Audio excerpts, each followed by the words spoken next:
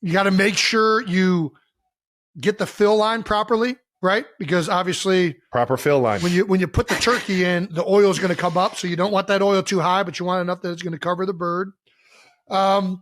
But yeah, you brine it. There's an injector. One of our former strength coaches told me, I forget the name, but there's a specific injector of like butter Creole seasoning that you inject right before you put it in the fryer. It is real good. Very good. Yeah. That's about it. Yeah. We love it. Can't wait. Put the seasoning on the outside of it. Yeah. They're good. I feel like once you fry turkey, you can't go back. Jared does one every year. I love it. I'm with you 100%. How did you guys decide to want to do this with your lives? What leads to becoming a broadcaster, journalist in sports? Erin and I have very similar motivations. I'll let her tell her side of the story, but mine was because I loved hanging out with my dad, and he would watch football every Sunday. I would beg my mom to miss church so I could just hang out with my dad. I would sit next to him, and I had one simple rule. I wasn't allowed to talk. He would teach me the game. If I had a question, I'd have to raise my hand, and he would teach me the game of football. And it was because he's like, hey, I'm not going to have you yapping over here the whole time. So I will teach you the game. But you'll appreciate this. And Travis, when you have kids as well, he would make everything a game, right? So he's like, all right, we're going to play school. So you're going to raise your hand and I'm the teacher and I'll teach you and those kinds of things. Nice. He also had long hair. And so it was like, if he wanted to be lazy and watch us, he's like, okay, I'm the patient. I broke my leg. I can't get off the couch. So fix my broken leg. Or so every game he played revolved sitting on the couch and it was still playing with us. It was genius. Brilliant. He's like, he had long hair and he's like, look, I need my hair cut. You got to fix my hair. Again, hasn't moved from the couch. But anyways. I need to get some of these games. Yeah. I'm digging this. You're playing games all wrong, Jason. Everything should revolve around you sitting your ass on the couch and still being a great dad. But yeah, he loved sports. So I love sports. And I had a brother who played baseball growing up. I played sports growing up. And sports was so much a part of who I was growing up. And so I was a big believer that anything I could do professionally that kept me in sports was the ideal situation. Work as a team. We win together. We lose together, all of that. And I just loved the idea of being able to have a profession that involved sports and, worked around it. So that's sort of my motivation. And then, the path to actually getting on air is a little circuitous. But yeah, I started in HR because I just wanted to get in the building, went through everyone's files, ended up blackmailing them. No, smart. I'm kidding. So smart. You got very me. clever. I was like, oh, this is great.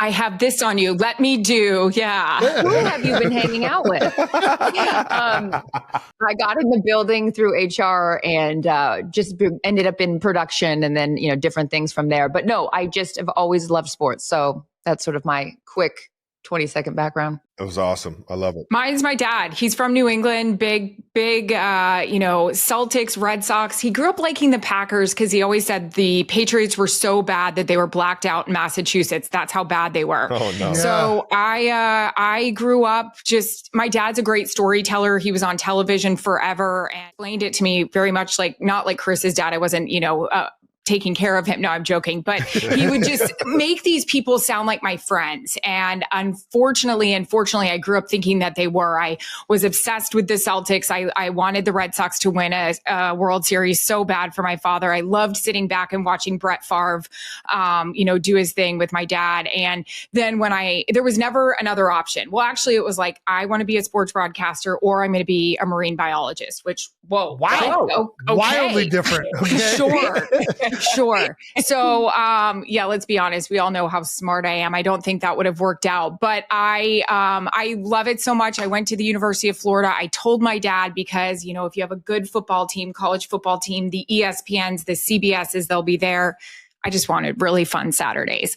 And then because I grew up thinking these guys were my friend, I've had multiple encounters with Larry Bird. I met him and I told him everything about my life in 1 minute and absolutely vomited my life story about how he is my everything. Called my dad right away and I said, holy shit, Dad, I just met Larry Legend. I think I embarrassed myself. I talked about all this stuff and he goes, oh my God, can you go back and say I'm sorry? I'm like, no, Dad. Kevin McHale in an airport, ran up to him. It was like 11 o'clock. He's going somewhere. I'm going somewhere, coming home from a game, telling him he was my first crush ever. Hi, I'm Aaron Andrews. I work on College Game Day, but you're my first crush ever. And I just want to tell you, thank you for like, shut up. One cool ass story though, like you think about like giving it, paying it forward and, with your parents and everything. When I worked for ESPN, no, actually Fox, I got to cover the World Series and, I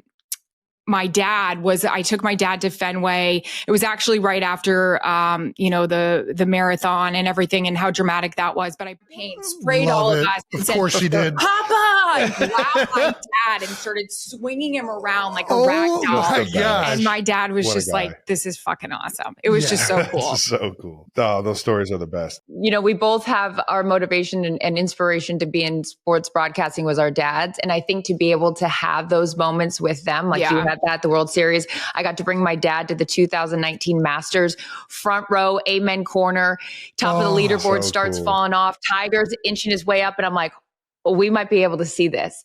And then we go to 16 or second row at 16, he birdies 16. And I sat there and I was like, holy shit, I'm going to be able to experience Tiger winning the Masters with my dad. And awesome. Our parents don't ask for anything. All they ever want is for us to be happy and healthy and do what we love. And so to have access or those moments where we can share them with our parents, that's the greatest gift in the world. Yeah. The fam, those kind of memories, those kind of moments, it's you can't put a price tag on it. My daughters don't like watching sports with me yet. How do I start to convince them to like watching sports? Is it the haircut? I got to start playing with the games? Is that the key? Doctor, barbershop, school. Perfect. Just centered around that. So they're not interested in football? I think they're so young. Wyatt, I think she would do it now. She usually wants to watch some Disney movie or another thing yet. But hopefully, I'm hopeful that it's going to start to happen here coming up. I got to start coming up with a game. I think that's the way. I got to figure out some way that we're doing something and playing while the game's happening because the attention span is not there. These kids this day, they can't sit down and watch. No, they just want. Taylor Swift and Travis Kelce have taken the spotlight as 2025's most buzzed about couple, especially following their headline-making engagement announcement in August, which sent fans into a frenzy and lit up social media. Their Instagram statement, cheekily declaring, "Your English teacher and your gym teacher are getting married," attracted a staggering 38 million likes, cementing them as the power duo everyone's watching. The conversation hasn't stopped since, with relentless speculation swirling around every detail of their forthcoming wedding, from who's getting an invite to where the celebration will unfold. Friends and high places are expected to grace the event, with names like Sabrina Carpenter, Gigi Hadid, Selena Gomez, and Ed Sheeran topping the speculated guest list. Even British royalty, the Prince and Princess of Wales, are rumored to be on the invite sheet, a testament to just how monumental this union promises to be. As the list of celebrity attendees grows, curiosity about the venue has only intensified. Whispers of a destination wedding in Italy have surfaced, with visions of Tuscan hills or coastal villas. But according to reports from the U.S. Sun, the focus has now shifted to Taylor's own impressive Rhode Island mansion. This isn't her average home. It's a sprawling 11,000 square foot estate boasting 8 bedrooms, a massive swimming pool, and a private beach, a place already legendary among Swifties for her famous 4th of July parties. The rumors about the mansion being the wedding venue gained traction after news broke that Taylor was investing in a jaw-dropping $1.2 million garden renovation, an undertaking shrouded in secrecy and fueling chatter about its true purpose. Sources close to the couple have hinted that Taylor's vision is to be enveloped in flowers on her big day, fulfilling a long-held dream of marrying in a breathtaking sea of blooms. If you're enjoying these inside scoops, make sure to subscribe for more updates. The planned floral arrangements are nothing short of extravagant, with talk of white, purple, and pink orchids, lush hydrangeas in blue, white, and pink, and peonies in soft pinks, crisp whites, and deep reds. The goal is to have the entire celebration awash in a wave of color and fragrance, creating an enchanting atmosphere that feels both grand and intimate. While neither Taylor nor Travis has officially confirmed the wedding will take place at the mansion, The sheer scale and secrecy of the landscaping project have only intensified excitement. Friends close to the couple have described Taylor as hands-on with every detail, wanting every aspect to reflect her style and their story together. There's also buzz about the pre-wedding festivities, with speculation that the celebrations could stretch over an entire weekend, featuring star-studded dinners, sunset beach parties, and even a private concert or two, keeping guests entertained and the vibe electric. As for the bridal party, names like Selena Gomez and Gigi Hadid have been floated as possible bridesmaids, adding even more star power to the proceedings. Travis is said to be leaving much of the planning to Taylor, though he's reportedly enthusiastic about making the wedding fun and memorable, with whispers of surprise entertainment and a sports-themed twist for the after-party.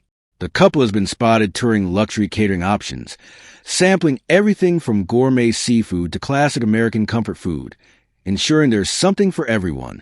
Fashion insiders are abuzz about what Taylor will wear, with speculation running wild about her dress designer, the number of outfit changes, and whether she'll opt for traditional white or a bold, unexpected look. Meanwhile, Travis is reportedly considering a custom suit that blends elegance with a touch of his own signature style.